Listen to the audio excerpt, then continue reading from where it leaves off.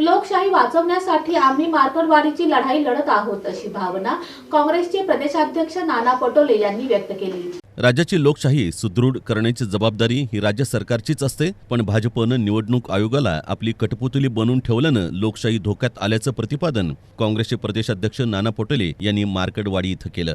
दरम्यान आमदार सदाभाऊ खोत, गोपीचंद पडळकर यांची मार्कडवाडी इथं घणाघाती सभा पार पडल्यानंतर दुपारी 3 वाजता नाना पटोले हे मार्कडवाडीला भेट देण्यासाठी आले होते। त्यांच्यासोबत बंटी सपकाळ, चेतन नरोटे, रामहरी रुपनवर, अतुल लोंढे आदी उपस्थित होते। आणि मताची भीती संपली आणि म्हणून यांना सत्ता आल्यानंतर यांना जे काही विकवाक करायचं असेल, राज्य विकून टाकायचं, देश विकायचं, ते विकतील। ही भीती जी आता संपलेली आहे, ती भीती कायम राहिली पाहिजे आणि माझा मताचा अधिकार कायम राहिला पाहिजे। मी जे सरकार माझ्या मतानं निवडून यायचं तो माझा अधिकार आला पाहिजे। लढाई तुम्ही मार्कडवाडी लढताय म्हणून तुम्हाला सॅल्यूट करायला लागतं। मी आपला आव्हान करतोय, आमच्या महाराष्ट्रामध्ये जनतेलाच मान्य नाही हा निकाल। मार्कडवाडीने सुरुवात केलेली आहे आणि म्हणून निवडणूक आयोगाला फार घाबरलेला आहे। तो त्यांना आकडे जुळत नाही। त्यांच्या वेबसाईट वरून त्यांनी आपल्या आता महाराष्ट्राच्या ज्या निवडणुका झाल्या त्याचे सगळे आकडे काढून टाकले, पोर्टल बंद करून। चोर आहे की नाही त्यांच्या मनात? 76 लाख मताचा हिशोब कसं का देत नाही? हे सगळंच आहे। त्याच्यामुळे हे जे मशीनचं समर्थन करणारी लोक येतात त्यांचं आता काय सांगा मला काही कळत नाही, तर जाऊ द्या।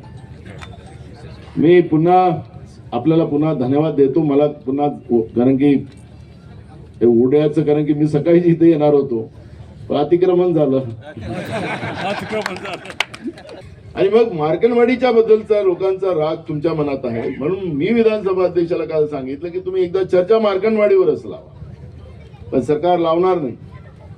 तुमच्या बद्दलचा राग किती असेल ते काल मी त्यांच्या सत्तेच्या मस्तीमध्ये पाहत होतो। एक आमदार त्यांचा शपथ घेत असताना असा बोलला, असं म्हणायला लागते की मी निवडून आलो म्हणून, असं म्हणावं लागते। तर त्या आमदारांनी शपथ घेत असताना सांगितलं की मी निवडून आलो नाही म्हणून।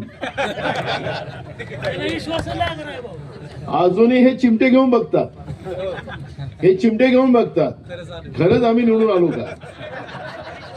हे यांची अवस्था अशी झालेली आहे। म्हणजे एका आमदाराने खरंच बोलून घेतला, म्हणजे शपथ घेतली, ते रेकॉर्डला आहे।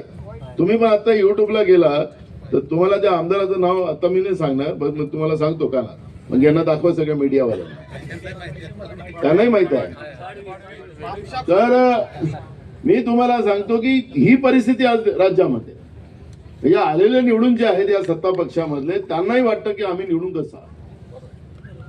जनतेने प्रश्न उपस्थित केले आणि भाडोत्री काही लोक येऊन या पद्धतीनं वक्तव्य करत असतील, शरद पवार साहेबांबद्दलची टीका करत असतील, राहुल गांधी बद्दल बोलत असतील।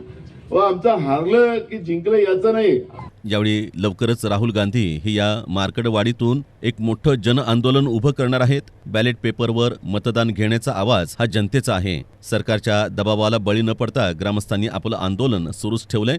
बॅलेट पेपरवर निवडणुका घ्याव्यात म्हणून राज्यातील अनेक ग्रामपंचायतींनी ठराव करण्यास सुरुवात केली असल्याचं त्यांनी यावेळी सांगितलं।